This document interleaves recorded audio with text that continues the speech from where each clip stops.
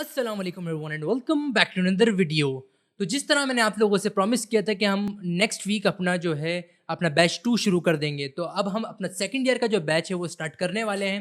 तो जो सब्जेक्ट हम कवर करने वाले हैं वो है हमारा बैंकिंग। तो फिर आइए स्टार्ट करते हैं। बात कर लेते हैं कि हम जो अब अपना सेकंड ईयर करेंगे वो किस बुक से करेंगे। तो मेरे पास जो ये अमीन खालिद की बुक है, तो मैं इससे हम अपनी बैंकिंग की जो बुक है हम ये वाली लेंगे और इससे अब हम शुरुआत करते हैं अपनी। तो जो हमारा फर्स्ट चैप्टर है इस बुक के अंदर, तो वो है हमारे पास ओरिजिन ऑफ बैंकिंग। तो ये जो हमारा पहला चैप्टर है ये काफ़ी छोटा सा चैप्टर है।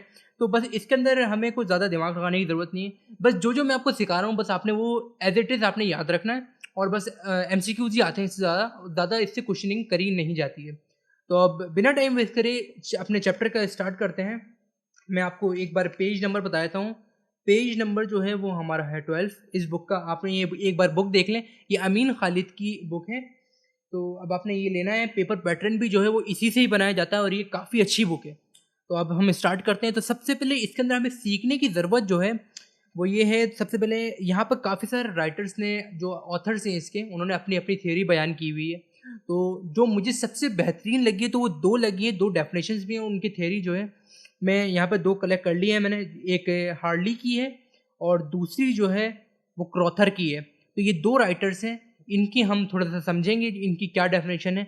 उसके बाद फिर हम उसके बाद जो है हमारे ये बैंकिंग जब हमारी स्टार्ट हुई थी, जब कहाँ कहाँ बैंक्स थे स्टार्टिंग के, वो हम डिस्कस करने वाले हैं।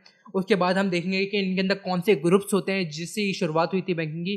तो अब सबसे पहले जो मैं डेफिनेशन आपको समझाने जा रहा हूँ वो है हार्ली विथर की जो है डेफिनेशन है। तो सबसे पहले हमारे पास जो डेफिनेशन है वो है a manufacturer of credit and a machine of facilitating exchange.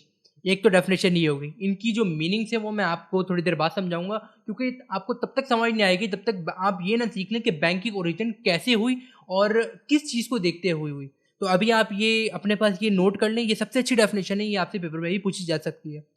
और दूसरी डेफिनेशन जो है हमारी जो क्रॉथर की है वो ये है, the present days bankers has three ancestors. यहाँ एक मेन बात की जा रही है, इसको थोड़ा सा आपने गौर से सुनना है।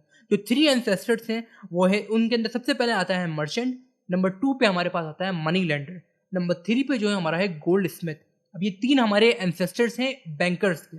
उसके बाद अब bank is something of each of this, bank इन्हीं में से एक कहलाता है। अब मैं आपको जो बात बताने वाला हूँ ये काफ़ी एक चैप्टर की एक मेन बात है जिससे बैंकिंग की बुनियाद रखी गई। अब ये ओरिजिन ऑफ बैंकिंग जो है ना, ये तीन लोगों को देख के हुई थी। सबसे पहला जो था वो गोल्ड स्मिथ था, दूसरा मर्चेंट था और तीसरा मनी लेंडर था।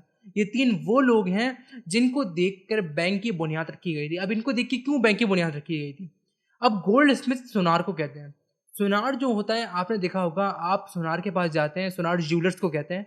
उनके पास जाते हैं, कुछ अमाउंट अपना देते हैं और कुछ ज्वेलरीज खरीद कर ले आते हैं। सुनार के बाद कुछ ऐसे ज्वेलर्स जो होते हैं वो क्रेडिट फैसिलिटीज़ भी रखते हैं। जो मतलब मिसाल के तौर पे अगर आप उनको कैश देंगे तो वो कुछ क्रेडिट टाइम पीरियड के ऊपर आपको ज्वेलरी प्रोवाइड करते हैं। इट मीन्स आपने मनी टू मनी ले लिया है। इट मीन्स कि उनकी जो ज्वेलरी है वो भी किसी वर्थ की है, तो मतलब आपने अपने पैसे को कन्वर्ट करा लिया किसी चीज़ के अंदर। तो ये एक गोल्ड स्मिथ का एक बैंक की तरह ही काम करता है ये। अब मिसाल के तौर पे अगर आप किसी ज्वेलर के पास जाकर पैसे देंगे और ज्वेलरी खरीद लेंगे, इट मीन्स आपके पास पैसे सेव हैं जिस तरह बैंक में सेव होते हैं। और बल्कि ये एक ऐसा सीन है कि इसके अंदर आप कभी ज्वेलरी के प्राइस हाई हो जाते हैं तो आपके पैसे के भी प्राइस हाई हो जाते हैं। तो मतलब आपके पैसे ज़ाया नहीं हुए, बल्कि आपकी वर्थ जो है वो सेव हो गई जो आपके पैसों की थी। तो बैंक भी कुछ इसी तरह ही काम करता है। आप बैंक में जाते हैं, अपने पैसे रखवाते हैं, बैंक के अंदर पैसे सेव हो जाते हैं। मिसाल के तौर पे अगर आप बैंक के अंदर काफ़ी सारी एक ऐसी पॉलिसीज़ होती हैं जिसको प्रॉफ़िट भी कहते हैं, कि आप इन्वेस्ट करेंगे तो आपको कुछ महीने, कुछ टाइम पीरियड के बाद आपको कुछ प्रॉफ़िट मिलता है कि आपके पैसों में ऐड हो जाता है वो। तो उसका क्या वो जो थ्योरी है उसकी क्या है वो किसी और वीडियो में हम समझेंगे। मगर अभी जो हमारी बात हो रही है वो हम गोल्ड स्मिथ की कर रहे हैं। तो आप ये समझ लें कि आप अपने पैसे देकर कोई आप ज्वेलरी खरीद लेते हैं जिसकी आपकी जो पैसे होते हैं वो सेव हो जाते हैं, बल्कि उल्टा आगे इंक्रीज करने के भी चांस होते हैं। एक तो ये मिसाल हो गई गोल्ड स्मिथ की। अब मनी लेंडर कौन होते हैं? मनी लेंडर वो ब्रोकर्स की तरह लोग होते हैं जिनको आप पैसे देते हैं।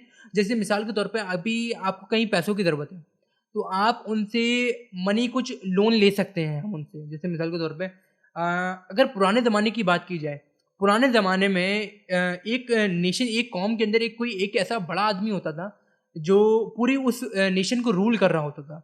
अगर उस पूरी नेशन के अंदर किसी को पैसे की ज़रूरत होती थी तो उसके पास जाकर कुछ पैसे मांग सकते थे और वो उनको एज अ लोन वो उनको दे देता था। तो उसे मनी लेंडर कहते हैं कि वो कुछ स्पेसिफिक टाइम पीरियड के लिए आपको एक कुछ पैसे आपको दे दे कुछ महदूद मुद्दत के लिए, तो उसे मनी लेंडर कहते हैं। तीसरा हमारे पास आ जाता है जो है हमारा मर्चेंट। मर्चेंट आपने आम जिंदगी में सुना होगा कि स्टॉक ब्रोकर जिसको कहते हैं, मर्चेंट जिसके पास काफ़ी सारा स्टॉक अवेलेबल होता है। मर्चेंट के अंदर चीज़ें भी आ जाती हैं और पैसे भी आ जाते हैं। अब ये इसकी मिसाल ज़्यादातर मैच करती है मनी लेंडर से, क्योंकि बात वही हो रही है कि हम लेन-देन कर रहे हैं, किसी चीज़ की एक्सचेंज कर रहे हैं। मतलब अपनी कोई चीज़ दी, उसके बदले में हमने कोई और चीज़ ले ली मर्चेंट से, तो इसे कहते हैं मर्चेंट। तो ये 3 चीज़ें हो गई। अब इन तीनों ग्रुप्स को देखते हुए बैंकिंग की बुनियाद रखी गई।